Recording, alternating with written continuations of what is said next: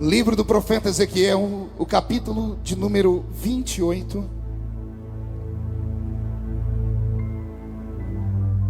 O versículo de número 11. Deus está aqui. E veio mais a minha palavra do Senhor dizendo: Filho do homem, levanta uma lamentação sobre o rei de Tiro, e diz assim: assim diz o Senhor Jeová: tu és o aferidor da medida, cheio de sabedoria e perfeito em formosura. Estavas no Éden, jardim de Deus. Toda pedra preciosa era a tua cobertura: a sardônia, o topázio, o diamante, a turquesa, o ônix, o jaspe, a safira, o carbúnculo, a esmeralda e o ouro. A obra dos teus tambores e dos teus pífaros estava em ti. No dia em que foste criado, foram preparados. Tu eras querubim ungido para proteger, e te estabeleci. No monte santo de Deus tu estavas. No meio das pedras alfogueadas tu andavas. Perfeito era nos teus caminhos desde o dia em que foste criado, até que se achou iniquidade em ti. Amém, igreja? Feche a Bíblia, coloque em algum lugar e pegue na mão da pessoa mais bonita do seu lado. Ficou difícil, hein? Aperte a mão da pessoa com carinho até ela falar aleluia. Pentecostal que não faz barulho está com defeito de fabricação, não é?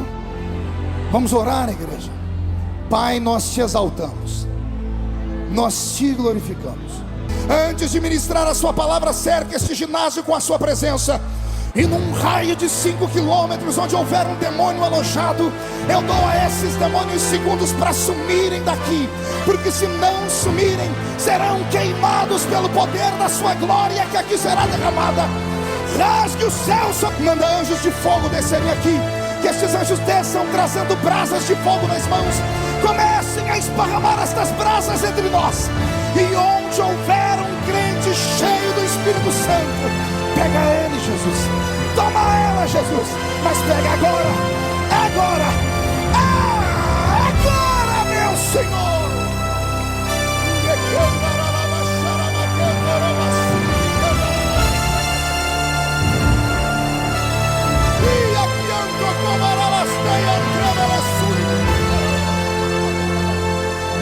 Fala conosco.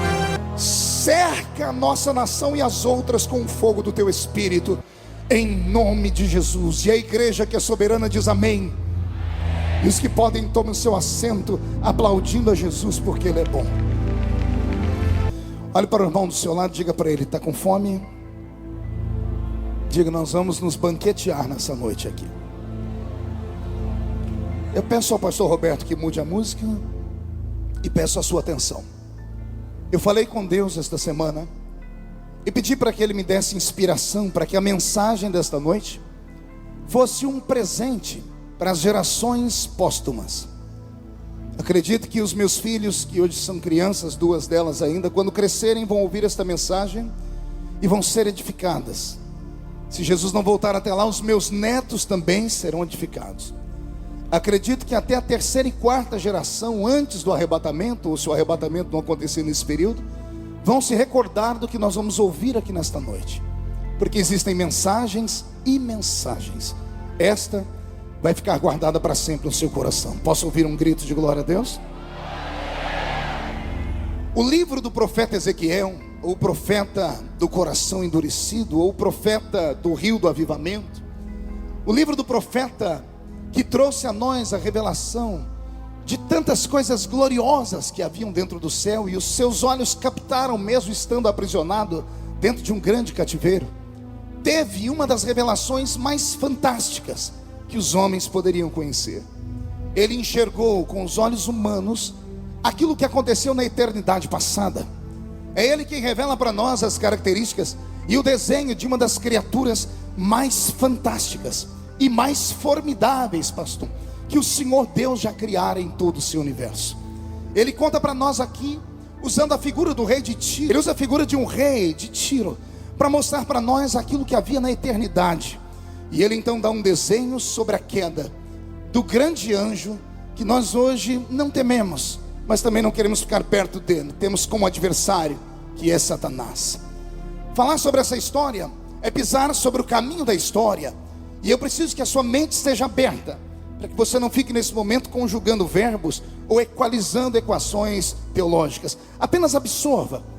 Aqui no capítulo em que eu li, o profeta Ezequiel fala para nós sobre a criação deste poderoso ser, deste anjo de Deus. Muitos crentes têm a imaginação e a ideia de que todos os anjos foram criados de uma só vez.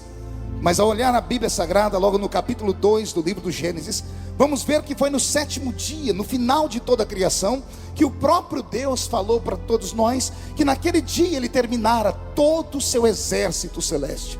Estudando a história dos anjos, eu descobri que nem todos os anjos foram criados de uma só vez, e que cada um deles foi criado em um tempo, e cada um deles para uma ordem, e dentro desta ordem a sua função ministerial.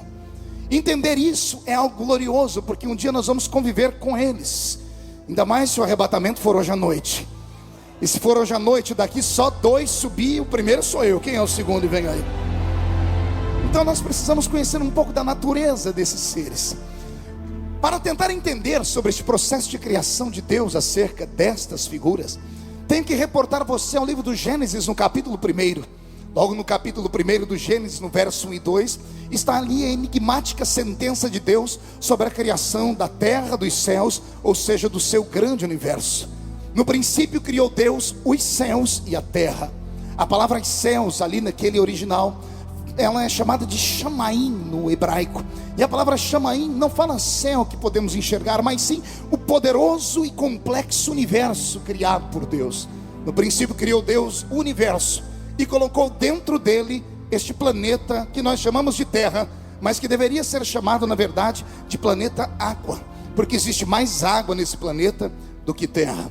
E quando nós entendemos sobre esse processo de criação e olhamos de cima para baixo, ou seja, dos céus para cá, porque na sequência a terra foi a última a ser criada pelo meu Deus. A princípio Deus criou mundos invisíveis, mundo que os nossos olhos naturais não podem enxergar e as nossas mãos não podem tocar. Todavia, o nosso coração, acreditando, pode sentir, porque este mundo que Deus criou a princípio tem a sua essência, ou seja, espírito. E espírito é aquilo que é invisível. Está escrito na palavra: Deus criou as coisas visíveis e as coisas invisíveis. Lá na eternidade, quando o Senhor Deus assentado no trono estava, e só havia Ele, não havia mais nada. Deus completava o tudo. Não há como explicar onde Deus estava, se Ele estava num canto, na direita ou na esquerda, ou se em algum ambiente, porque não havia nada a não ser Ele. Era Ele, e só Ele, e tudo dele para Ele.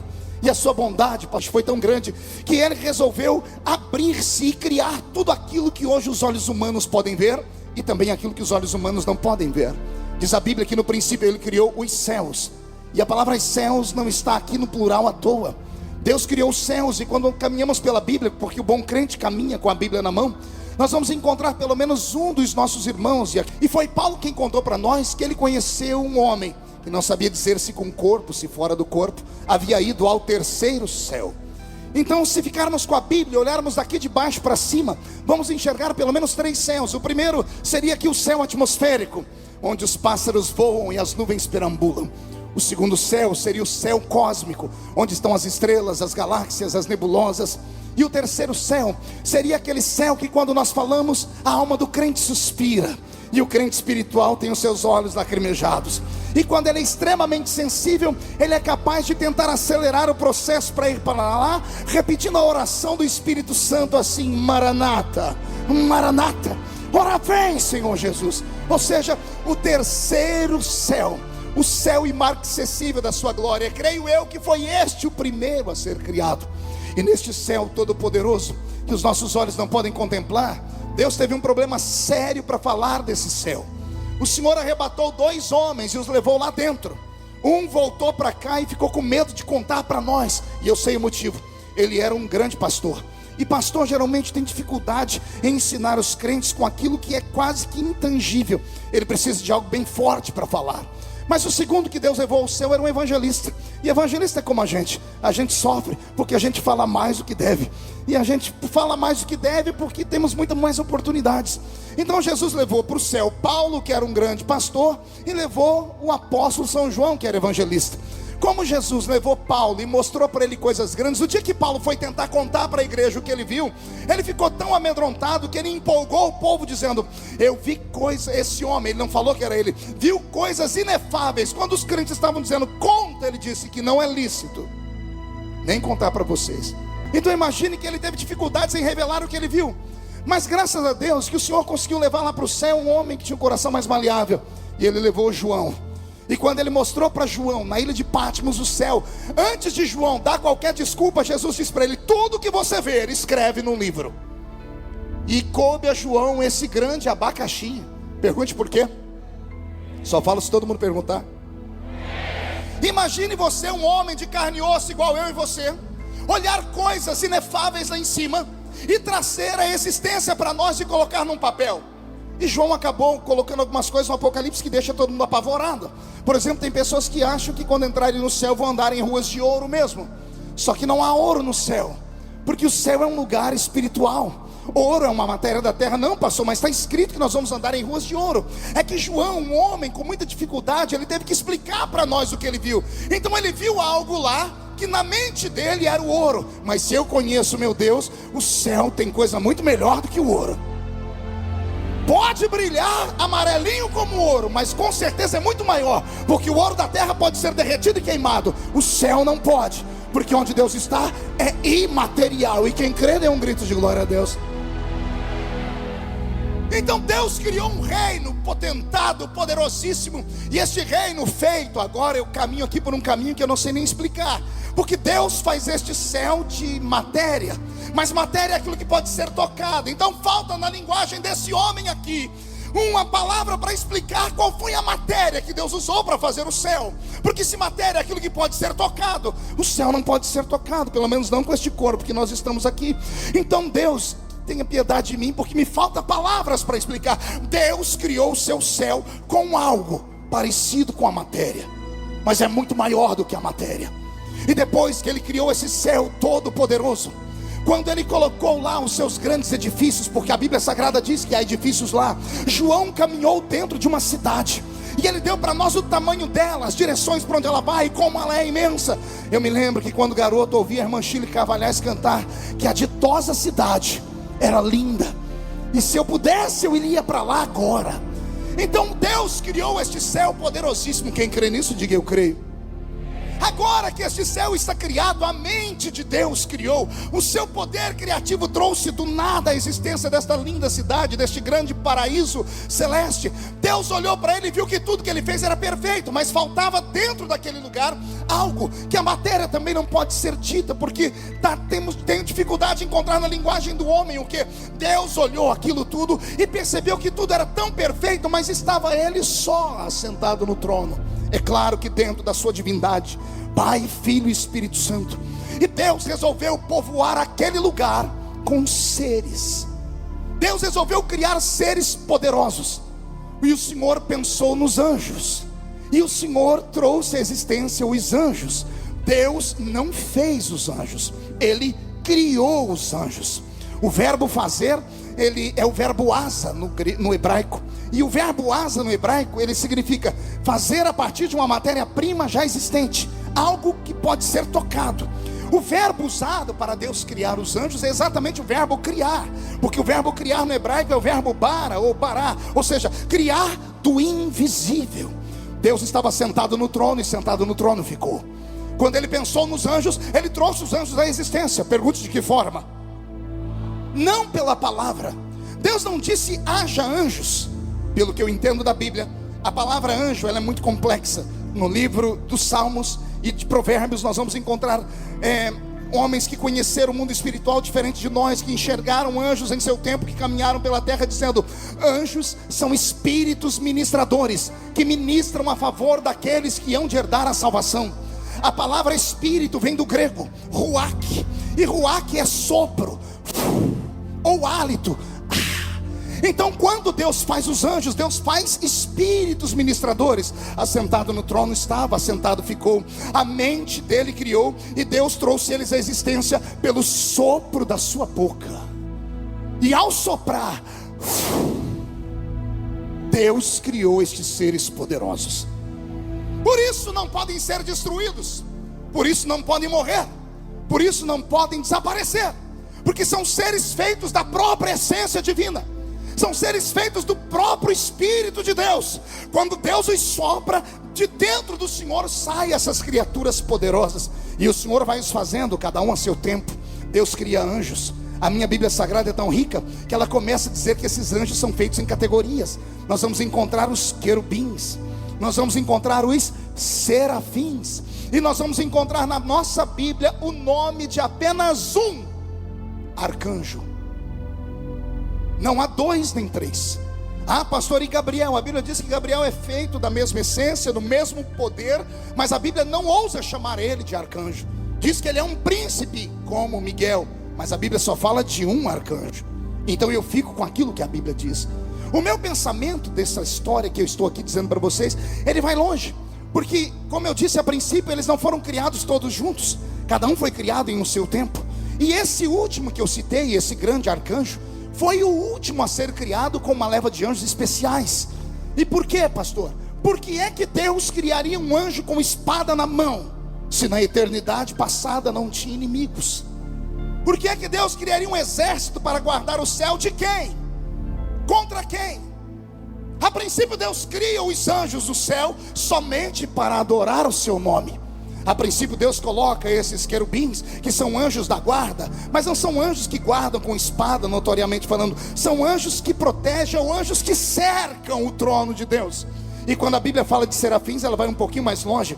A palavra serafim é aquele que arde em fogo. Existem anjos de fogo, e eles são os serafins. E por que são de fogo, pastor? Porque são eles que assistem diante do trono de Deus face a face. O poder de Deus sobre eles é tão grande que Deus fez eles com 6 asas, para 2 cobrir o rosto, para 2 cobrir os pés, e com 2 voarem, e ao redor do trono dele dizerem: Santo, Santo, Santo é o Senhor dos exércitos. Então o Senhor os criou nesta forma, e neste potentado, e neste poder. Colocou estes seres lá dentro. Se você abrir a sua Bíblia no livro de Hebreus, no capítulo 9, você vai ver que o escritor diz que o tabernáculo da terra é apenas uma sombra e um tipo do tabernáculo que há no céu. Se há um tabernáculo no céu, esse tabernáculo é muito parecido com o nosso, ou o nosso é parecido com aquele. O tabernáculo da terra é separado em 4 pontas, ou em 4 etapas. O primeiro é o alpendre, depois o átrio, o lugar santo e o santo dos santos. Se o céu é parecido com a terra, ou a terra é parecida com o céu, porque é isso que o escritor aos Hebreus diz, existe lá no céu 4 espaços, 4 etapas, para se chegar diante do trono de Deus. E cada um desses seres que o Senhor criou, os criou para estar em um lugar, estabelecidos. Talvez por isso 4 categorias de anjos, porque 4 espaços no céu, como o tabernáculo da terra, assim há. Tudo estava perfeito, mas o céu ainda faltava uma coisa. Havia beleza no céu, havia poder no céu, e havia vida no céu, porque os anjos têm vida. Quem entendeu até aqui, diga: eu entendi. Todavia, pelo que eu entendo lendo a Bíblia, no céu só faltava uma coisa. Então, pergunte o quê? Música. Porque o céu era assim, ó. Só era quebrado quando ouvia-se lá de longe alguém gritar: Santo, Santo, Santo, Santo, Santo, Santo, Santo é o Senhor. E esse coro se repetia todas as horas, até um belo dia que Deus, assentado no trono e recebendo aquela adoração de gritos de glória, de gritos de aleluia, de santos, Ele olhou para o seu poder, interiorizou-se mais uma vez e teve uma ideia brilhante: vou criar o mais belo ser até aquele momento. A mente de Deus pensa, e pelo sopro da sua boca Deus cria este querubim do capítulo que li. Um querubim que protege, querubim ungido na guarda, aquele que guarda a adoração. Só que Deus não faz normal, Deus não faz apenas para ser mais um. Deus dá a ele uma beleza que não deu a ninguém. Deus dá a ele um poder que não deu a ninguém. Deus dá a ele algo de glória, de graça que ninguém nunca antes havia tido. E Deus faz nascer dentro dele um dom. Deus faz nascer dentro dele o que, igreja? Pergunte qual? Capítulo 28, versículo 13. Final do versículo. A obra dos teus tambores e a obra dos teus pífaros estava em ti. No dia em que foste criado, foram preparados. Deus está dizendo: eu preparei no dia em que eu te criei as obras do tambor e as obras do pífaro. Diga comigo: obras do tambor. Diga: obras do pífaro. Olha para o irmão do seu lado, diga: foram criados no dia em que Deus criou Lúcifer. Agora olhe para mim, vem a parte mais difícil de ser interpretada. Eu desenho qualquer figura morta. Figura morta são figuras com traços. Sou capaz de reproduzir essa arca aqui, por exemplo, porque os seus traços são bem definidos. Não conseguiria desenhar o rosto de ninguém, porque não são traços definidos. Eu peguei esse texto e coloquei no papel e desenhei uma criatura extraordinária. Eu me emocionei. Fiz um anjo poderoso com um rosto cor de bronze. Peguei as pedras preciosas que estão escritas aqui, com as quais ele se cobria, e desenhei o seu manto sagrado. Desenhei a sua armadura. Fiz um anjo poderoso com cabelos cor de prata. Ergui as suas asas bem alto. E depois que desenhei este anjo, eu fui ler o versículo no final e disse: agora truncou. Porque está escrito que Deus, no dia em que fez ele, criou as obras do tambor e as obras do pífaro. E eu, como sou desenhista, peguei um tambor e desenhei. Peguei um pífaro e desenhei. E agora fiquei procurando onde colocar nele o tambor e o pífaro.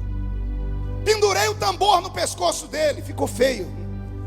Coloquei o pífaro para trás, não dava certo porque pegava nas asas.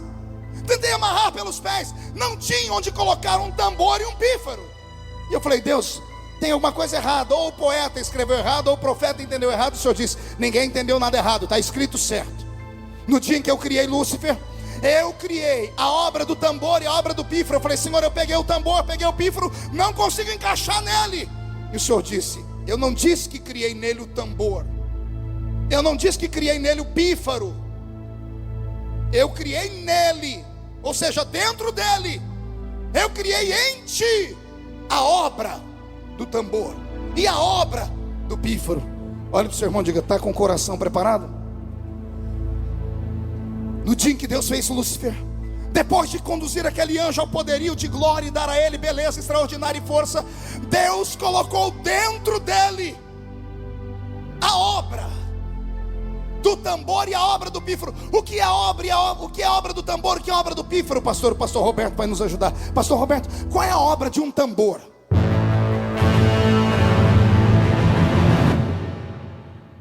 Qual é a obra de um pífaro?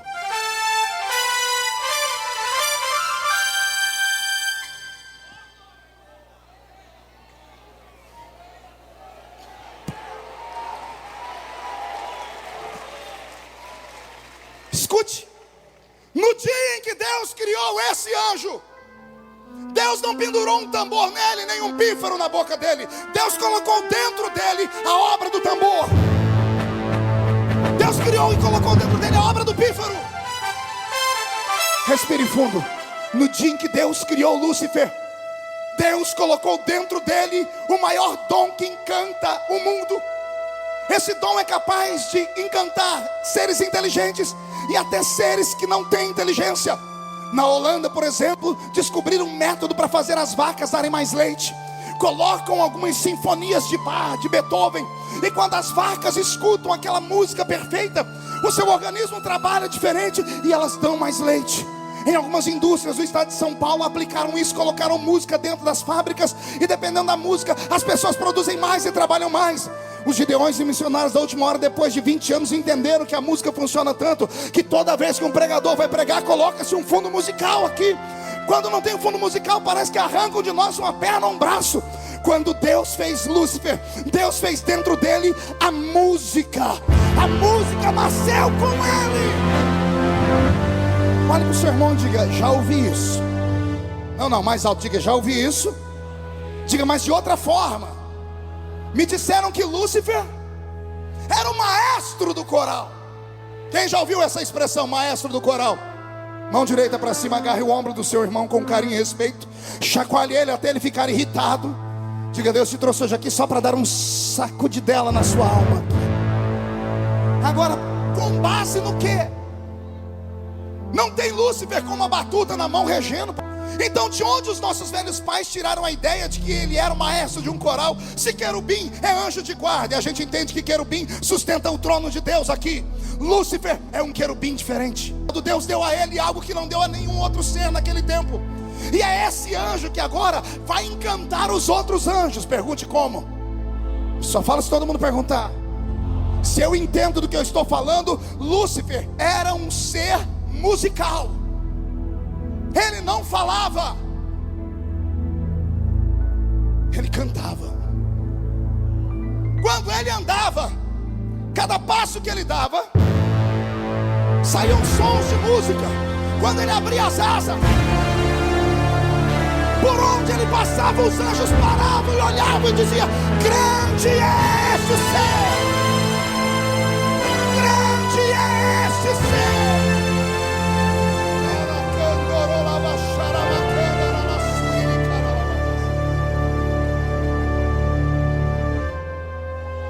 Deus fez ele tão poderoso e tão grande, que depois que Deus construiu o céu e povoou ele com seus anjos, Deus resolveu dar para Lúcifer um reino, a terra. A terra primária não foi feita para homens. Ela foi feita para ser habitada, mas não por homens. A terra primária não tinha relva. Por quê? Porque anjos não precisam respirar. A relva existe para produzir o oxigênio. O reino que havia nesse mundo era um reino mineral. E era nesse reino que Lúcifer e os seus anjos passeavam. E você pode encontrar isso pela Bíblia Sagrada em vários textos, de Ezequiel ao livro de Provérbios. Nós vamos encontrar Deus falando que, Deus questionando Jó: onde é que você estava enquanto a estrela da manhã e os anjos cantavam na terra? Está escrito no livro de Jó. Deus disse: a estrela da manhã, ou seja, essa estrela da alva, esse grande anjo, e os demais anjos cantavam aqui nesse reino, aqui na terra. A Bíblia diz que ele pisava sobre pedras afogueadas. Este nosso mundo era povoado por outros seres. Aqui era um grande conservatório. Um grande o que, igreja? Não ouvi um grande o quê? E esse conservatório era tão lindo. E Lúcifer era o regente.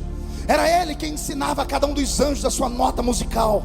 Eram esses anjos que encantavam aqui, aprendiam músicas, palavras poderosíssimas foram criadas só por ele. E quando o coral estava bem ensaiado, quando a música estava pronta, ele marcava uma audiência lá no monte da congregação. Falava com Deus, Deus preparava os anjos para um dia de festa. E Deus avisava a todos: hoje teremos um coral cantando. E pode imaginar 1/3 da parte dos anjos sendo cantores. Imagine 1/3 dos anjos subindo ao céu com as suas asas, com a sua auréola, com a sua beleza, com a sua glória. E Lúcifer olhando para o regente mor, que é o Senhor, dizendo: esta música nós fizemos para ti. E quando ele começa a reger, um coral de anjos cantando, esses anjos cantando tão alto, ao ponto de fazer a eternidade toda tremerem. E quando a música terminava, Deus dizia: tu és o mais belo de todos.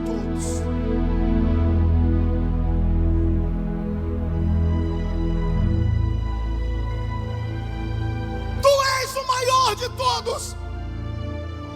O próprio Deus se encantava com aquele talento que ele havia criado e plantado dentro de Lúcifer.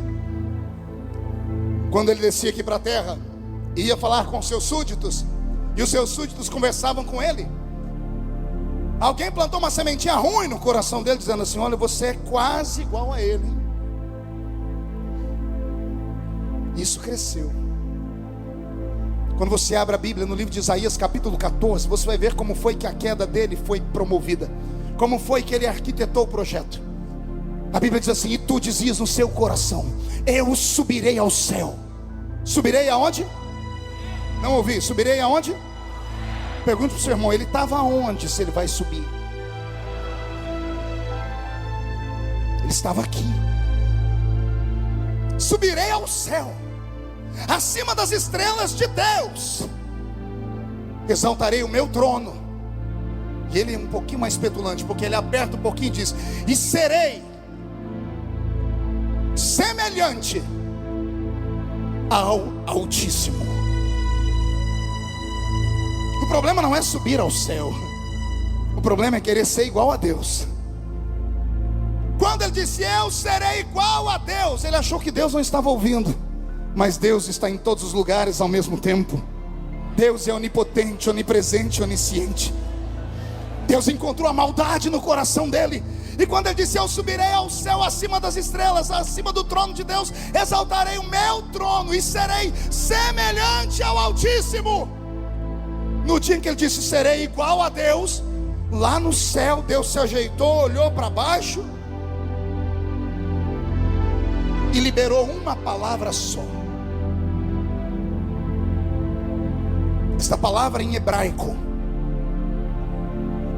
e a palavra que Deus usa é forte. Do céu Deus grita assim: Miguel!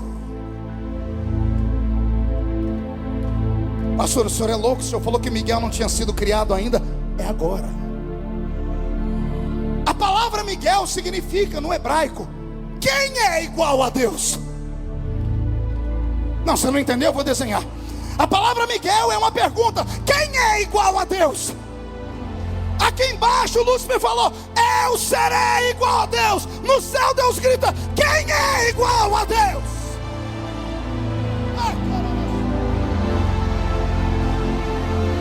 Quando Deus diz quem é igual a Ele, as palavras com oxigênio se articulam e criam o mais poderoso de todos os anjos. E ele sai de dentro da eternidade com uma espada de fogo nas mãos, gigante, poderoso. Ouve a voz de Deus e o Senhor diz: tem alguém querendo ser igual a mim, você será o escudo. Quando alguém olhar para você, você vai dizer: ninguém é igual a Deus, ninguém é igual a Deus, ninguém é igual a Deus, ninguém é.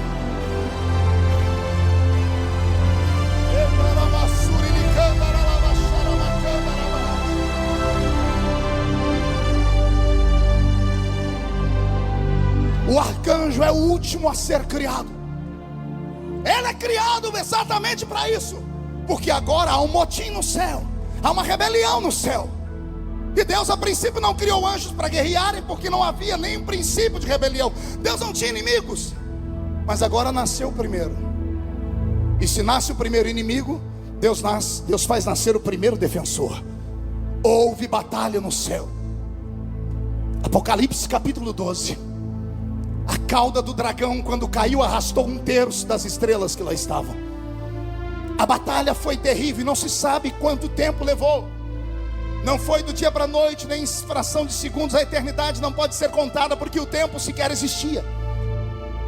Nessa grande batalha que houve, nessa grande e terrível batalha, os céus foram feridos, o coração de Deus foi machucado.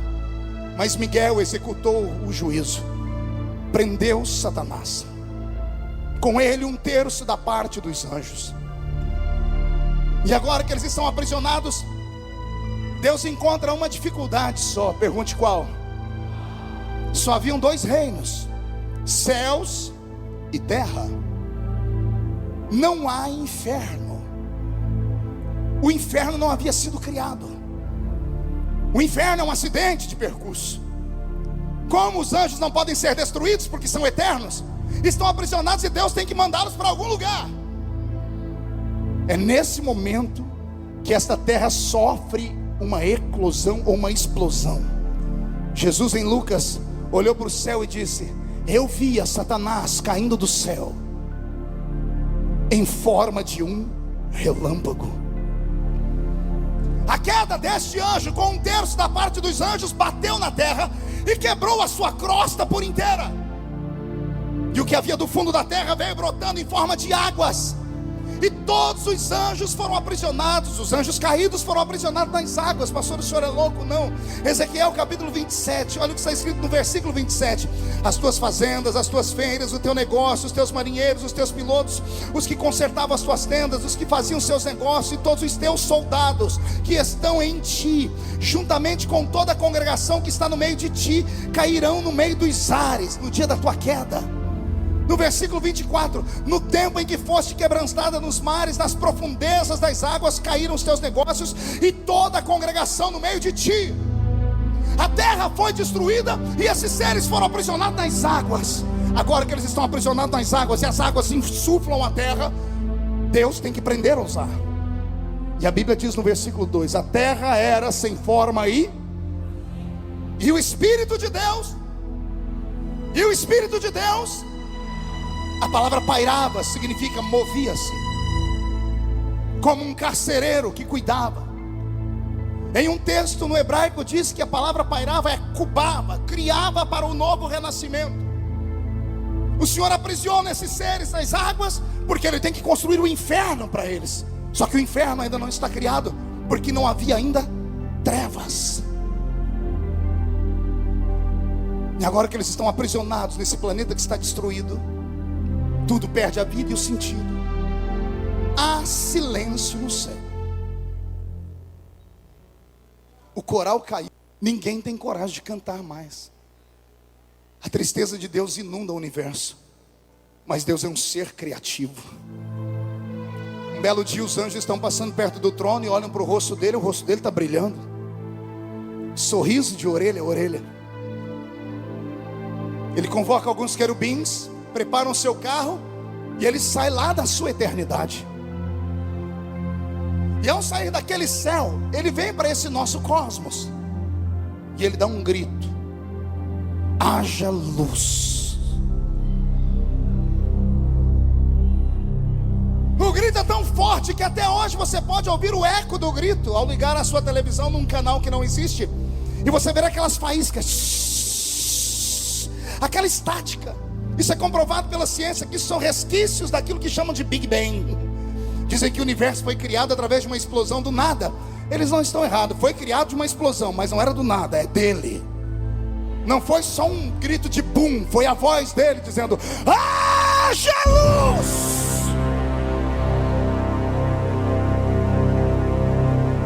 Há uma criação mais poderosa do que a terra.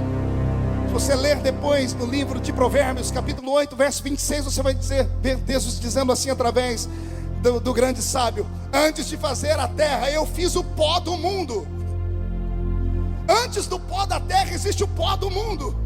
E o pó do mundo, para quem estuda, a ciência chama de átomos, que são divididos em nêutrons, prótons e elétrons. Disso tudo veio toda a matéria que existe, até esses buracos negros que enxergamos lá em cima no cosmos, esse vácuo. O cientista Stephen Hawking diz que isso não é amplitude de espaço apenas, é matéria também, só que é chamada de matéria negra. E ela é tão grande que ela é capaz de engolir tudo aquilo que está ao seu redor. Nada nesse mundo é sem sentido. Deus, agora sentado nos ombros desses anjos, voa e chega nesse planeta que estava destruído. A palavra sem forma e vazia refere-se a caos. Caos é destruição. Mas se você ler Isaías capítulo 45, verso 18, você vai ver Deus dizendo: eu criei a terra não para ser um caos, eu criei a terra para ser habitada. A terra não pode ser sem forma e vazia. Então ela foi criada numa performance perfeita. Deus criou esse mundo e deu as suas criaturas angelicais, mas eles não mereceram. E agora que Deus está sentado nas asas do seu querubim, Ele chega nesse planeta onde o Espírito de Deus paira sobre as águas, e Deus feliz começa a recriar. Haja separação entre luz e trevas, haja separação entre águas e terras, haja separação, haja criação disso, daquilo. E Deus vai enfeitando, Deus vai transformando esse reino, que era um reino mineral. Era um reino que? Não ouvi? Diga, era de pedras preciosas. Agora Deus vai fazer brotar nesta terra relva. Quando o próprio anjo caído com os seus observou a criação de Deus criar relva, deu um nó na mente dele. Por que Deus está criando esse tipo de vida? Porque as plantas têm vida. As plantas respiram e inspiram. Durante o dia elas liberam para nós oxigênio. durante a noite, elas liberam o gás carbônico. Deus cria seres que têm vida, e o diabo começa a pensar: por que está criando isso? Daqui a pouco Deus cria os animais irracionais. E aí é lindo contar, porque quando Deus vai criar tanto as relvas quanto os animais, Deus, sentado no trono está, sentado permanece. Ele olha para a terra e diz assim: é você que vai criar, se vira, porque você tem poder de criação. É a terra que faz brotar as plantas, por isso existe uma infinidade de cores e tamanhos. É a terra que vai fazer brotar os animais irracionais, por isso existem desde pequenas partículas infinitamente mínimas como as amebas, até os grandes dinossauros que foram criados em um outro tempo. E se algum crente aqui dentro não acreditar que criou-se Deus nessa terra, dinossauros, pode deixar de acreditar na Bíblia. Pastor, mas existiu em que tempo? No tempo em que Deus criou os animais, os répteis. E como é que eles terminaram, pastor? Sei lá, a ciência tem um monte de pensamento, eu tenho os meus. Nos últimos 50 anos, quantos animais entraram em extinção no planeta Terra? Se hoje, com toda a tecnologia no mundo, os animais são extintos, imagina naquele tempo. Pastor, mas a Terra foi criada em 6 dias. Mas não são 6 dias como nós contamos hoje. Os dias em que nós contamos são dias de 24 horas. E para haver dias de 24 horas tem que ter primeiro o dia e depois a noite. Quem é que rege o dia? O sol. Quem é que rege a noite? Quem rege o dia? Quem rege a noite? Acotovela o seu irmão e diga: tem um problema, porque o sol e a lua só aparecem no 4º dia. Se o sol e a lua aparecem só no 4º dia, os dias não eram contados como hoje. Ah, pastor, então quer dizer que eu posso acreditar na ciência, por exemplo, do homem de Pequim, que encontraram os resquícios dele com 2 milhões de anos? É claro que não, Bocó, porque homem só tem um. A Bíblia diz que o primeiro criado foi Adão. Homem, imagem e semelhança de Deus, é só um. De Adão para cá, de 6 mil anos para cá, qualquer osso encontrado no passado são animais. Animais que não conhecemos, símios. Sabe Deus o que? Quando falo do homem de Neandertal, que andava encurvado, não é homem, é uma espécie de macaco, sei lá o que, mas não é homem. Porque homem, segundo a Bíblia, é imagem e semelhança do Criador que fez os céus e a terra. Houveram períodos que nós não podemos falar. A ciência diz que o nosso universo tem 15 bilhões de anos, e datam isso com o fósforo 14, carbono 14. E se o carbono 14 pode dar datas, nós não podemos ir contra a ciência. A Terra que agora existe, ela tem 4 bilhões e meio de idade. Ou seja, há um período em que nós não conhecemos. Dos 10 bilhões até o 11º bilhão de ano, não se sabe o que aconteceu. Esse universo foi criado, os gases foram formados, a essência e a glória de Deus, tudo criou. Mas agora que Deus está recriando essa terra e colocando nela vida, colocando nela animais, depois que tudo estava terminado, viu Deus que era bom. Deus passeia pela terra, Deus olha para o céu, Ele vê os animais que estão aqui, são irracionais. Ele vê os animais que rastejam, os que nadam, os que voam. Ele diz: todos são irracionais. Ele olha para o céu e vê que os anjos não são irracionais, porque anjo é espírito, e espírito vem do próprio Deus, tem inteligência. E Deus olha para o céu, lá seres eternos, aqui seres de terra que acabam aqui mesmo. Lá seres que eternos são, têm sabedoria. Os que aqui na terra estão, não têm sabedoria, agem por instinto. E Deus passeando pela terra, Ele tem uma ideia brilhante. Essa ideia que vai mudar o mundo. Pergunte qual? Para mim foi uma espécie de sonho. Pergunte qual? Ah, uma visão. Pergunte qual? Foi algo muito lindo. Pergunte qual? Deus teve uma ideia. Ele enfiou a mão no céu e pegou a essência dos anjos, e enfiou a mão na terra e pegou a essência dos animais. Numa mão Ele tem espírito e eternidade e sabedoria. Na outra mão Ele tem terra e aquilo que termina aqui, porque começa aqui. E Deus resolve juntar o eterno com o passageiro.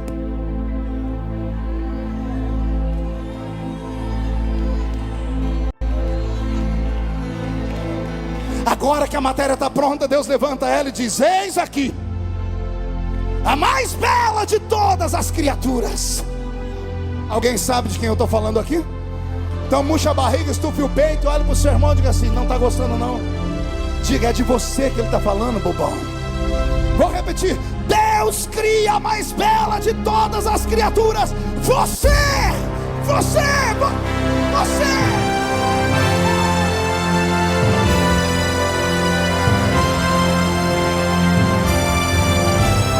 Agora eu tenho as minhas conjecturas.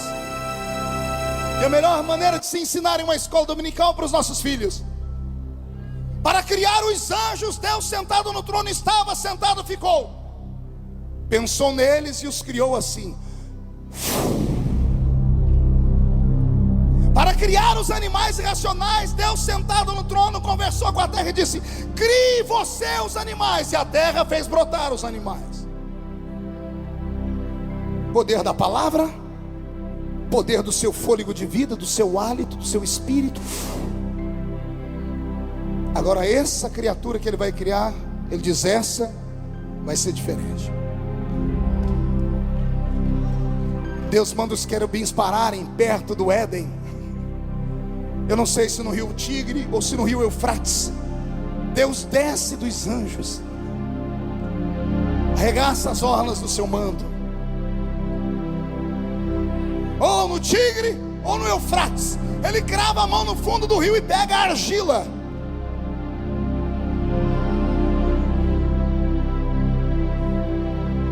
E o Criador agora olha para a argila e diz: eu preciso de um modelo para fazer o homem.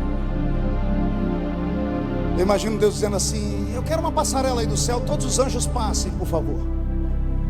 E num desfile angelical, lá passa um querubim, um serafim, um arcanjo, um anjo.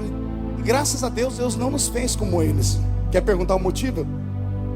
Imagina você apertado do jeito que está aí, o irmão na sua frente com 6 asas, e você gritando: tira essa asa da minha cara que eu quero enxergar o pastor Marco. Imagine a senhora casada com esse irmão aí há tantos anos. Beijar uma boca está difícil. Querubim tem 4 rostos, são 4 bocas para beijar. Pior não é isso, pergunte o que é pior. Você chegar em casa, irmão, depois do trabalho, olhar para sua esposa, ela com 3 metros de altura, e dizer assim: e aí, baby? Um cara de arcanjo com espada de fogo na mão ainda. Não tem, lá em cima não tem nada que ele queria para ser parecido conosco. Aí Deus olha para a terra e fala: eu quero uma passarela na terra. E passa os animais. Muito obrigado, Senhor, porque não tem nenhum hipopótamo aqui. Imagina você sentado perto do irmão parecendo um porco espinho. Na hora de abraçar, que a gente manda pegar na mão, o sangue de Jesus tem poder. Imagina a senhora sentada perto de uma girafa. Ainda bem que na terra não tinha nada para Deus fazer os homens, como não tem no céu, nem na terra. Deus olha nas águas. Deixa eu ver nas águas se tem. Muito obrigado, Senhor, porque não há entre nós nenhum peixe-espada. Imagine se há entre nós um baiacu. Quando fica bravo, incha, e só Jesus, pastor. Ainda bem que não tem entre nós nenhuma orca, uma baleia assassina. Depois que Deus olhou para o céu, para a terra e para as águas e não viu nada para ser o modelo, eu imagino Deus parado, olhando para as águas, porque quem olha para a água se refresca e entra no estado de transe, tranquilidade. As águas que ele havia mexido para tirar a terra param de mexer, e água parada vira... Tem gente que sabe. A água quando para vira o quê? Não ouvi? Espelho. Ele olha para as águas.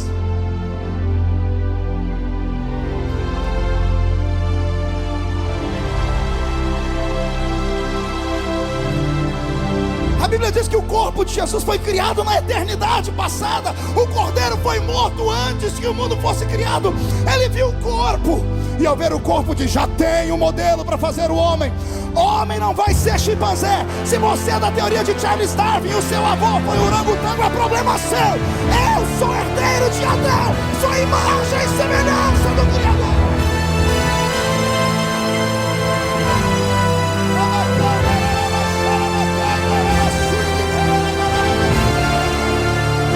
Tem a imagem de Deus aqui, por favor. Dê mais um grito de glória, mais um grito. Vou precisar aqui de Adão. Eu não quero deixar os meus companheiros com o terno todo amarrotado. Quem pode me ajudar aqui? Deixa eu ver. Vem cá você, meu filho, pronto. Mas deixa ele passar rapidinho, senão eu não saio daqui hoje. Isso, irmão, vigia. Você vai ser o meu Adão. Deita aqui nesse chão. Se estica, Adão. E para de rir, Adão. Junta os braços. Pode me chamar de maluco, pode me chamar de romântico, mas eu creio no que eu estou pregando. Deus pegou o pó da terra e fez o homem. Criou seus pés, suas pernas, seu corpo. Colocou dentro dele tudo aquilo que nós chamamos de órgãos internos. O homem é feito de terra. Todos os metais e todos os elementos químicos da natureza estão dentro do homem. Todos, sem exceção nenhuma. O homem é terra. Agora o homem está feito. Ele está o quê? Façamos o homem. Verbo fazer. Fazer de uma matéria-prima que existe, terra. Agora que o homem está feito, Deus vai criar o homem. Verbo criar. Verbo bara. Verbo bara, criar do invisível. O homem que está feito vai ser criado. Deus vai na narina dele a mesma essência dos anjos.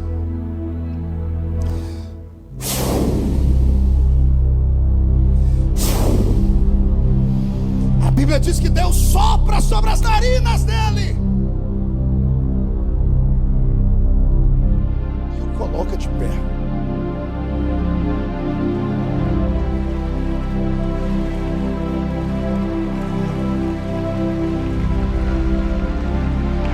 O homem está feito, está criado.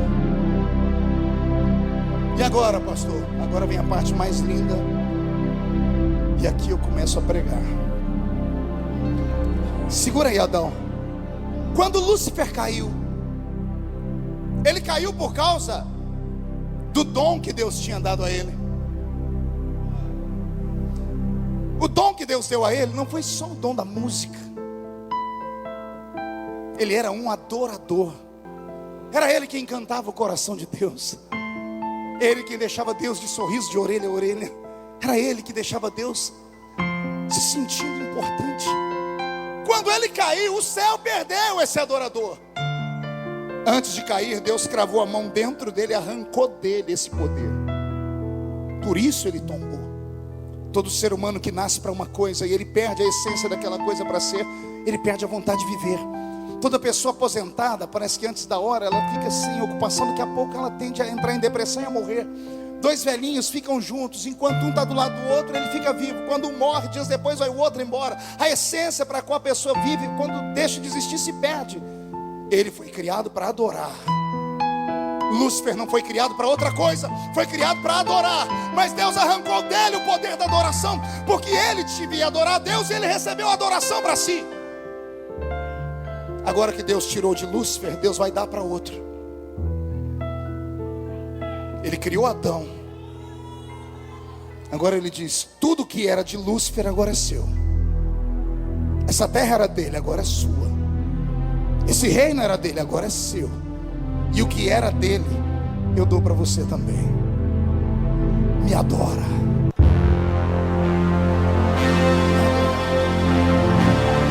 Me adora.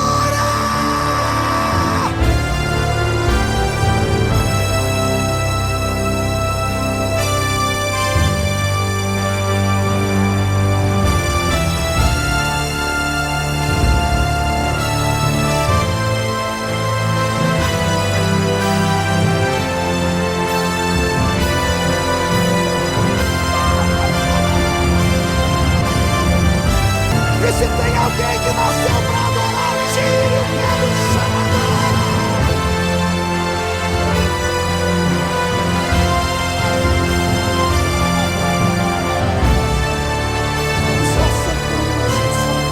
Ouça-me. Igreja de Cristo, noiva do Cordeiro, imaculados e santos de Deus. Nós não nascemos para outra coisa a não ser adorar o nome dele. Adorar a Deus não é privilégio de quem tem voz linda, como tem a irmã Elaine e a sua irmã Suelen. Adorar a Deus não é privilégio de pessoas que têm uma mente sábia para compor hinos, como o irmão Anderson. Não, adorar a Deus é um privilégio de toda criatura. Deus é um ser que precisa tanto ser adorado, que um dia, discutindo com Jó, ele disse: Jó, quem é que escuta o canto do urubu quando ele está com fome? Porventura não sou eu que escuto o urubu falar comigo? No livro de Joel você vai ver que até o balido das vacas e das ovelhas subiu ao céu em forma de um clamor de misericórdia. Toda vez que sai da sua garganta um som, se este som for para Deus, ele vai encontrar Deus onde ele estiver. Não, você não entendeu, eu vou repetir. Toda vez que um crente se predispõe a adorar a Deus, como pode estar trancado dentro de um banheiro, ajoelhado, transformando o vaso sanitário no altar, angustiado até a sua alma, correndo das pessoas e sendo perseguido, se ele abrir a boca ali dentro e dizer: Tu és, Deus lá do alto do céu responderá. Eu venho nesta noite fazer uma reclamação. Estamos trocando o nosso barulho pentecostal por substitutos que não chegam à altura. Estamos trocando a essência carismática dos dons do Espírito, como profecias, línguas estranhas, interpretação de línguas, por meia dúzia de palmas batidas e algumas danças. Estamos deixando de adorar a Deus como deveríamos adorar, e entramos na igreja como se estivéssemos indo a um teatro. Andamos com um cardápio na mão para saber quem é que vai pregar e a hora que vai pregar, e dependendo quem for, nós nem entramos dentro da igreja. Vivemos um período tão estranho na terra, que o crente põe a pé na porta da igreja e deixa o carro ligado. Dependendo de quem está lá no púlpito, ele já entra dentro do carro e vai para casa. E quando alguém pergunta: por que você foi embora? Ele disse: eu não vim aqui para comer qualquer coisa. Como se ele pudesse ir numa igreja parecendo um cinema. A igreja não é cinema. É no cinema que você escolhe o filme que você quer ver, com direito a pipoca e guaraná. Eu não venho à igreja para ver o que eu quero. Eu venho para recarregar a minha bateria. Eu venho para adorar a Ele.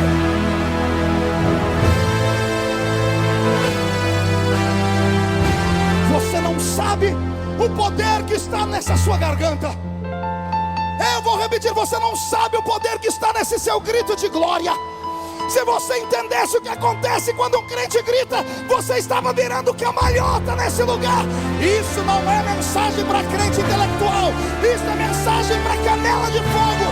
Cadê os crentes pentecostais nesse lugar que entendem o que eu estou falando?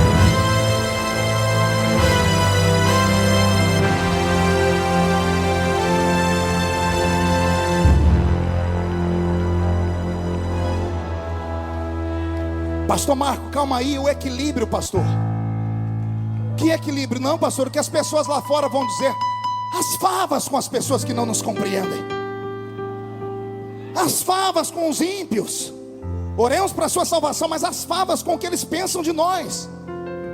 Não, eu não posso fazer porque eu trouxe hoje um doutor aqui para assistir o culto, pastor. Se eu gritar do jeito que eu grito, já era.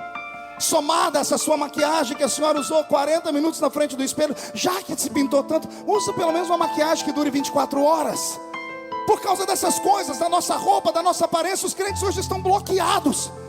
Ficam aí se preocupando com o que vão dizer, com o que vão pensar, e esquecemos de dar a Deus o que é de Deus. Amigo, eu não sei você, mas eu ainda acredito que um grito de um crente muda o rumo da história. Se tem alguém que concorda comigo, não dá um grito, não. Dá um berro de glória a Deus.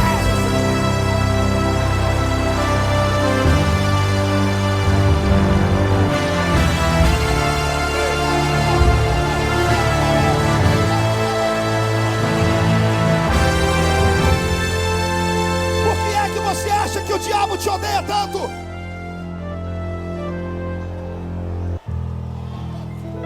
Por que é que você acha que o diabo não vai com a sua cara? O que você acha dos seus levantes, Adeildo? Eu posso falar que eu sou a segunda geração. Ninguém gritava igual você. Ninguém falava como você. E não fala ainda, porque você é único. Satanás te odeia por isso. Posso te dar um conselho? Grita, berra, faz o helicóptero, entra no manto, usa óleo. Quem te deu foi Deus, não foi homem. Eu estou aqui para mostrar para você como exemplo. Já passei por tudo e muito mais, permaneci de pé. Sabe por quê? Coragem, coragem, coragem, coragem. Para ver onde você vai chegar ainda. Deus te trouxe aqui hoje para você desentulhar tudo que está tapando a sua fonte. Lúcifer não pode adorar, mas você pode. Lúcifer não pode mais dar glória a Deus, mas vocês podem. Lúcifer não pode mais cantar na congregação, mas você pode. Você pode. Você pode. Você pode.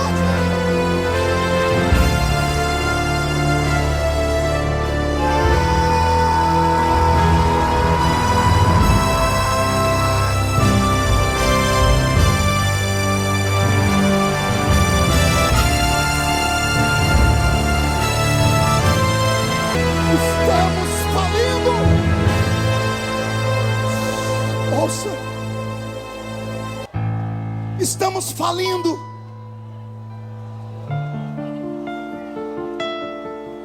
Vanderlei, estamos falindo. Nossos pregadores hoje buscam inspiração em psicologia. Não é errado. Se puder estudar, estude muito.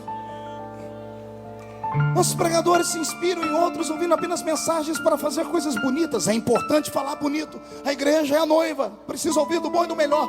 Mas existem coisas eternas. Existem coisas que homens não dão. Quer ver um problema? A maioria dos homens e mulheres que vão estudar teologia vão estudar por causa de uma coisa. Pergunte o quê? Por causa de uma chamada. Eles vêm a mim pregar, eles vêm a gente pregar, pastor. Mas não vamos para teologia porque eles têm teologia. Ah, se eu pudesse falar para você, ir com cuidado. Porque quando entramos dentro da teologia, nos esfriamos. E eu faço uma denúncia aqui nesse altar. A denúncia é que a teologia que nós aprendemos não é uma teologia pentecostal. Pode tomar assento, senhores. Não há uma teologia pentecostal no Brasil. Daniel Berg e Gunnar Wingre eram teólogos batistas. Receberam batismo com o Espírito Santo por revelação. Entraram pelo campo de Belém do Pará, fizeram prodígios e maravilhas. Quando a igreja cresceu, a Assembleia de Deus, eles se preocuparam em dar ensinamento. E eles agora vão ensinar a eles o quê? Teologia batista. Nada contra a teologia batista. É interessante e importante. Mas uma teologia não carismática, não crida em dons. E tudo que eles ensinavam sobre dons era o que eles haviam experimentado lá na Rua Azusa. E esse foi o problema. É por isso que nós vamos em algumas igrejas, todas são Assembleia de Deus, mas chega numa tem fogo, chega na outra não tem. Chega numa o povo só chora, chega na outra pode tudo, na outra não pode nada. E eu estou falando da minha igreja. Por que isso? Porque não há uma teologia concisa. E talvez seja essa hoje a maior brecha que temos na história do Brasil. Na história do mundo, o cristianismo está tão dividido por falta de uma teologia coesa, que o mundo muçulmano nos afronta. A Europa toda está sendo islamizada. Por quê? Porque os muçulmanos não mudam. O que eles eram há 2, 3 mil anos atrás são até hoje. São radicais. Você viu alguém brincar com eles? Já viu alguém fazer piadinha com um muçulmano? Por que não? Porque eles reagem. Eles não viraram nem para a esquerda nem para a direita. Olhe nós. Cada um é de um jeito, cada história é de um jeito. Vamos perdendo a essência. Alguém pode dizer, pastor, a nuvem está mudando de rumo. Não tem nuvem mudando de rumo a porcaria nenhuma. O que está acontecendo é que nós nos esquecemos dos nossos primórdios. Esquecemos de onde viemos. A nossa geração tem internet, a nossa geração é estudada, a nossa geração tem casa e 3 pratos de comida para comer durante o dia. A nossa geração tem uma cama perfumada para dormir. A geração passada não tinha. A geração passada só ia em 3 lugares: igreja, trabalho e a sua casa. Igreja, trabalho e a sua casa. Quando iam para a igreja, passavam mais tempo na igreja do que em casa, porque ali aprendiam coisas sobrenaturais, aprendiam coisas extraordinárias.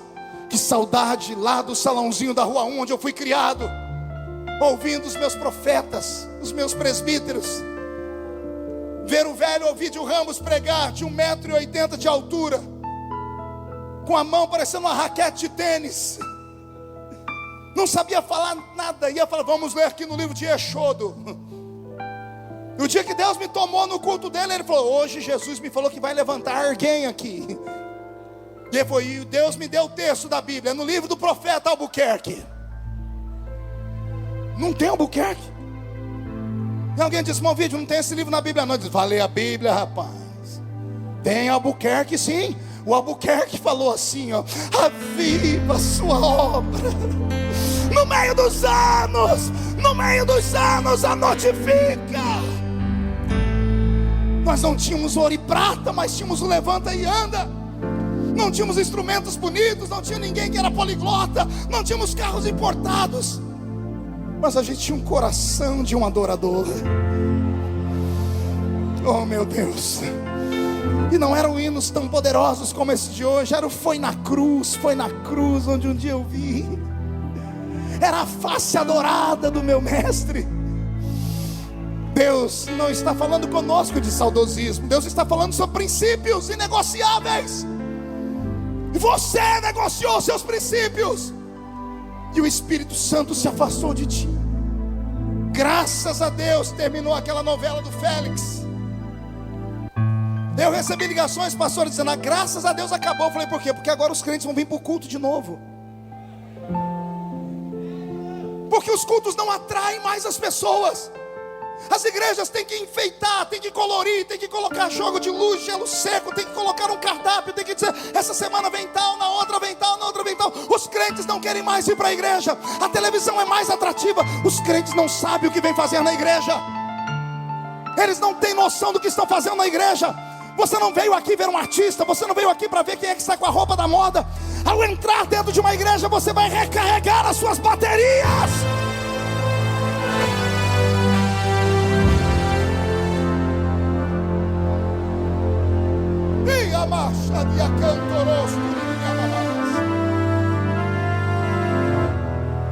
Alguns anos atrás eu estava em Israel, e eu fui até o Muro das Lamentações.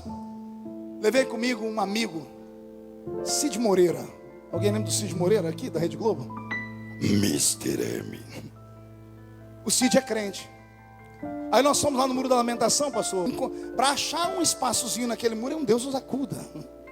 É gente do mundo inteiro. E eu consegui. Levantei a mão para adorar. E já vi um assembleiano orando. Um pastor assembleiano orando. Parece que ele engoliu um dicionário. Soberano eterno, grandioso e inacessível, Rei dos reis, inerrável, inerrante, Pai da eternidade, príncipe da paz. Tu és. E ele vai. Quando eu estava atravessando o átrio, eu quebrou o encanto. Eu estava com as duas mãos assim, eu tomei uma pancada nessa mão, que eu me retraí na hora e parei de adorar na hora. Eu olhei e falei, que isso? Ardeu a minha mão. Aqui do lado tinha um judeu ortodoxo, aqueles que usam aquela roupa escura, com o cabelinho amarrado aqui. Ele orava assim, ó. E ele deu um murro na minha mão, e a minha mão formigou na hora. Eu falei, que isso? Cheguei para cá e levantei, comecei a orar de novo. Essa mão tomou outra pancada. Nesse eu ia gritar, mas não deu. O homem era muito grande. Foi a cabeça dele que bateu na minha mão, porque o daqui orava assim.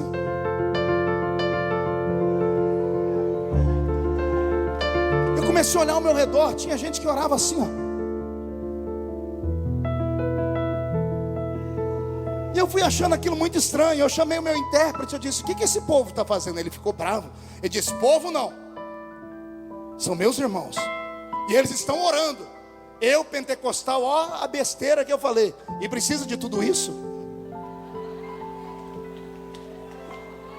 Depois que eu vi o que eu falei, precisa de tudo isso. Ele falou assim, vocês cristãos acham que sabem orar.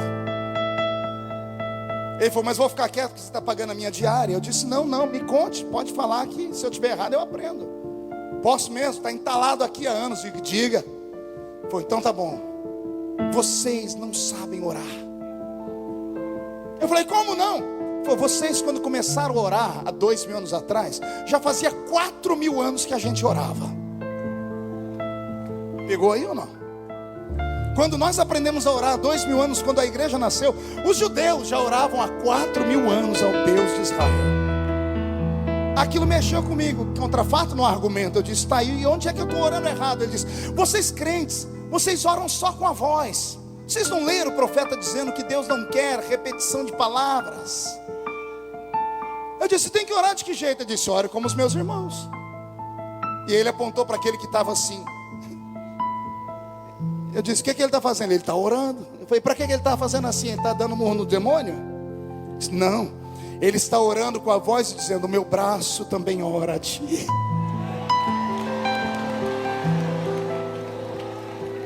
Aquele assim está dizendo, eu oro a ti, mas o meu quadril também ora, o meu corpo ora, os meus pés oram. Ele diz para mim, a oração não é só uma frase de efeito. A oração é o contato entre Deus e o homem. Cada célula do seu corpo tem que orar. Cada célula do seu corpo tem que adorar. Cada célula do seu corpo tem que sair da terra e tocar o céu. Eu fiquei apavorado com aquilo, Marcelo, apavorado. Quando eu saí dali, eu olhei para o Cid Moreira. A ficha caiu, eu estava uns 50 metros longe do muro. Eu dei um grito que o Cid quase perdeu o rumo de casa. Eu falei, glória a Deus. Ele, o que é isso, pastor? Eu disse, Cid, agora eu entendi. Eu disse, você entendeu o quê? Eu entendi porque quando eu era menino nos congressos, o pregador começava a pregar. Quando eu vi, eu estava com as duas mãos em pé, chorando sozinho.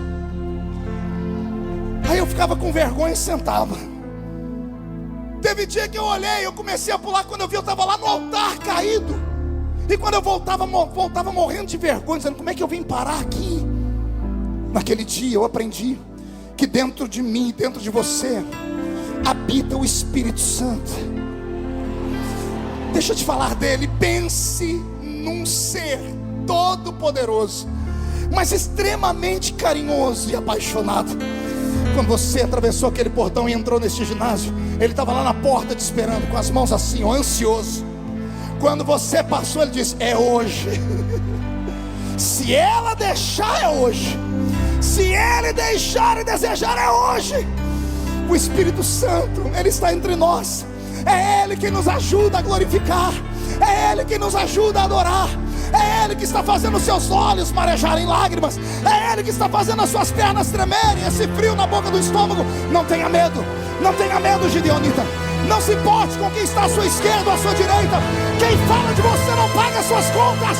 Pastor, renova-te, renova-te. Você nasceu para adorar.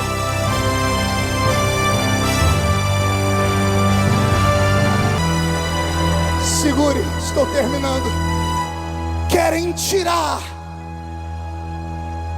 esses gritos de nós.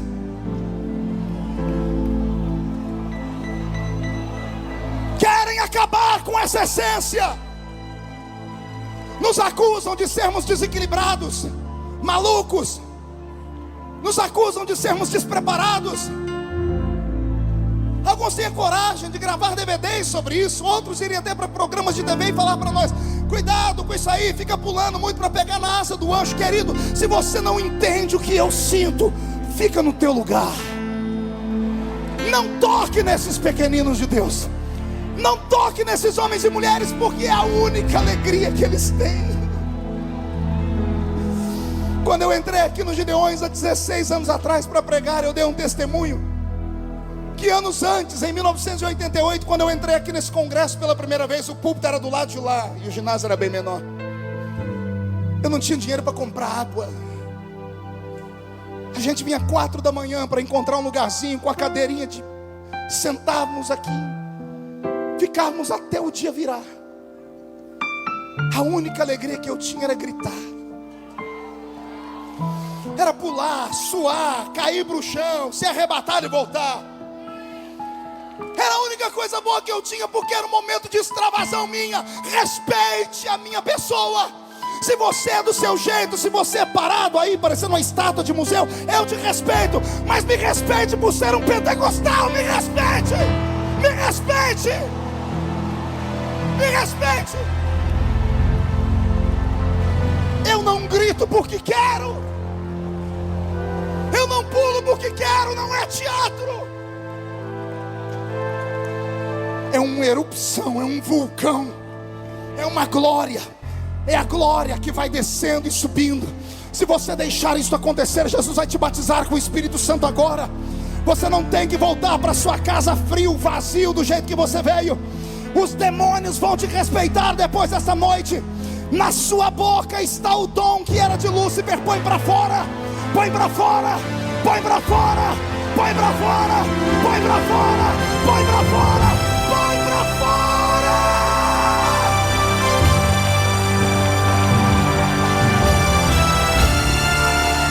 Olhe para mim. Aprenda isso. Isso é científico. Todo som que sai da sua boca, ele busca o alvo para o qual ele foi instaurado. Existem dois verbos que conjugamos, parecidos, iguais, mas são diferentes: ouvir e escutar. Você ouvir é você estar no ambiente, ver aquela barulheira toda, você está ouvindo, mas você não sabe o que estão falando. Escutar é quando você para prestar atenção, aí você escuta. Toda vez que sai algo da sua boca, ele sai com um propósito. Quer seja cantigas, quer seja poemas, quer seja palavra, pregação, o que sai da sua boca, ele tem um propósito. Lembra quando a senhora ia lá no show do Zezé de Camargo e Luciano, quando não era crente? Eles são desse tamanho assim. Mas quando eles davam aquele agudo, e a senhora gritava, lindo, fofo, e jogava um ursinho, eles pequenininhos daquele jeito, ficavam na ponta do pé, e cantavam com mais força, porque aquilo que saiu da sua boca é um louvor para ele. O louvor atingiu o alvo, que era ele. Teve gente do seu lado que ficou irritada. Para que gritar desse jeito? Não era para ele, era para o cantor. Lembra quando você ia num campo de bola? O artilheiro está vindo, quando ele chuta a bola, antes da bola atravessar o travessão, ele sabe que vai fazer o gol, ele dá meia volta e procura a torcida dele. Por que ele vai para a torcida dele? Porque ele sabe que lá ele vai ser aplaudido e ovacionado. Quando a bola bate na rede, o povo grita gol, o grito sobe e desce no coração do artilheiro. O artilheiro que fez um gol, ele quer fazer 10. Quem entendeu, diga eu entendi. Pergunta para o seu irmão, entendeu direito? Vamos fazer a prova agora. Se todo som que sai da nossa boca busca o alvo, e quando um crente diz glória a Deus,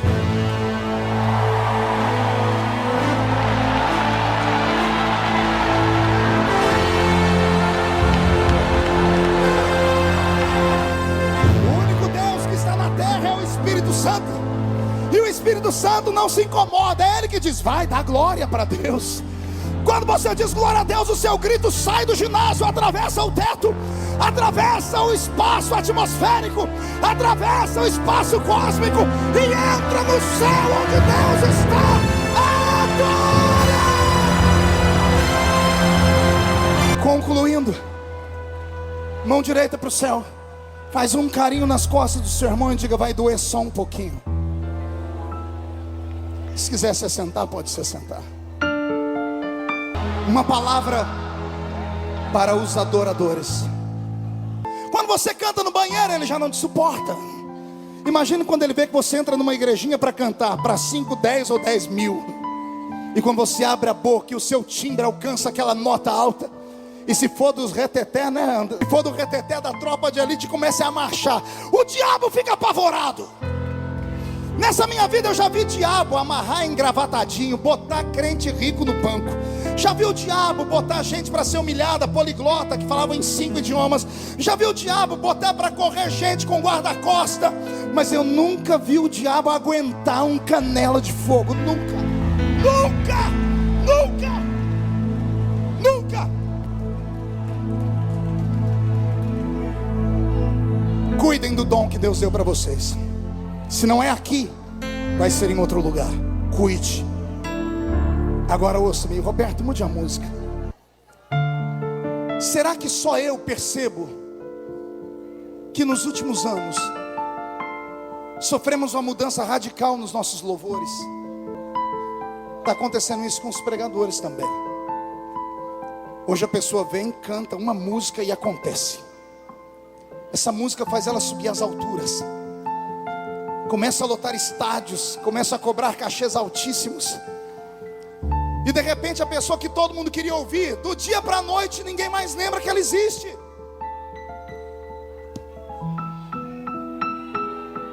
Tente lembrar nos últimos 5 anos aqueles nomes. Eu não vou citar por ética, porque sou amigo de muitos, e às vezes eu não tenho liberdade para falar com eles que eu estou falando aqui.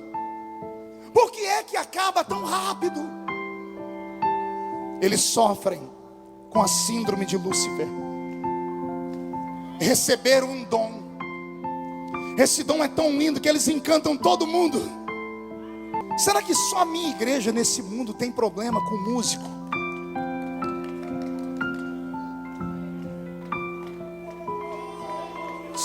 Toda a igreja sofre com o fator músico. Não, eu não estou machucando você não, me escute pelo amor de Deus com a alma. É que o dom que você tem é tão lindo e tão grande que o culto não começa sem a sua guitarrinha. O culto não começa sem você ali no som, sem você trabalhando.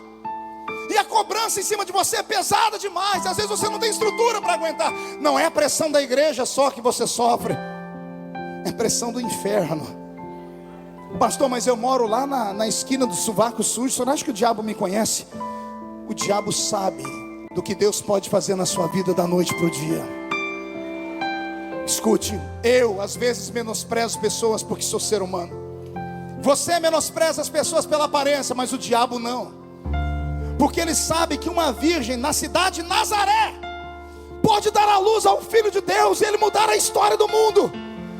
O diabo não perdoa ninguém. Bastou cantar no banheiro, bastou derramar uma lágrima no culto, bastou passar mais tempo de joelho no chão, bastou ir mais de um culto no meio de semana, você virou inimigo público número 1 dele. E daí em diante é pancada, aguenta. E se ele está te perseguindo, se você está sofrendo igual o sovaco de aleijado, aguenta. É porque o que Deus tem na sua vida é grande demais. Não vou falar de novo, é porque o que Deus tem na sua vida é grande demais. Eu vou falar de novo, é porque o que Deus tem na sua vida ninguém ainda recebeu. E o que eu faço, pastor? Puxa a barriga, estufa o peito e dá a volta por cima. Não há espaço para covardes. Há espaço para fracos. Para covarde não há lugar. E aprenda comigo, se é que eu posso te ensinar alguma coisa. Deus não procura homens que sabem bater, mas Deus ama um homem que aguenta apanhar. Eu aguento apanhar. O lombo aqui foi forjado desde criança na barriga da minha mãe. Sobrevivi a aborto. Estou vivo hoje porque eu sou perseverante. Não, você não entendeu. Deus não te trouxe aqui só para me ver hoje. A unção que está sobre a minha vida vai descer sobre você, vai pegar sobre você. Porque Deus me deu, Deus vai dar para vocês também. Aguentar de cabeça baixa, ir até o chão e daqui a pouco se levantar das cinzas e deixar o inimigo maluco. Vou te contar meu segredo, pergunte qual é. O meu inimigo me bate tanto, mais tanto, mais tanto, que chega uma hora que ele não aguenta mais bater. Ele bate, bate, bate, bate, bate. Ele é mais forte do que eu bate. O braço dele cansa. E eu continuo olhando para ele, todo arrebentado, mas estou olhando para ele dizendo: aqui não. Eu sei que o meu Redentor vive, e em breve se levantará sobre a terra. Onde estão os homens e mulheres que querem voltar para casa cheios de vitória?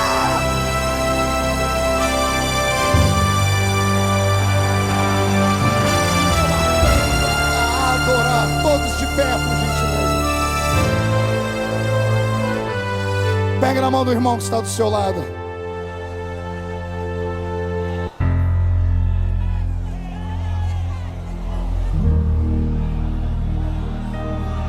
Eu já te ensinei o segredo. O segredo está nos seus lábios. Põe o diabo no lugar dele. Coloque ele debaixo dos seus pés. Comece a orar agora profundamente. Se tiver alguém batizado com o Espírito Santo, comece a orar em outras línguas. Eu estou aqui diante de um grande coral. E esse coral um dia vai cantar no céu. Para terminar, mão direita erguida acima da cabeça. Diga comigo: todos os demônios que vieram contra a minha vida, contra o meu louvor, eu ordeno, venha para a palma da minha mão. Fecha a sua mão. 2, quem viver verá, para ver o que vai acontecer na sua vida depois desse culto. A sua cidade nunca mais será a mesma. 2,5, Satanás é um derrotado e a vitória é sua. 3, jogue no chão, pise em cima.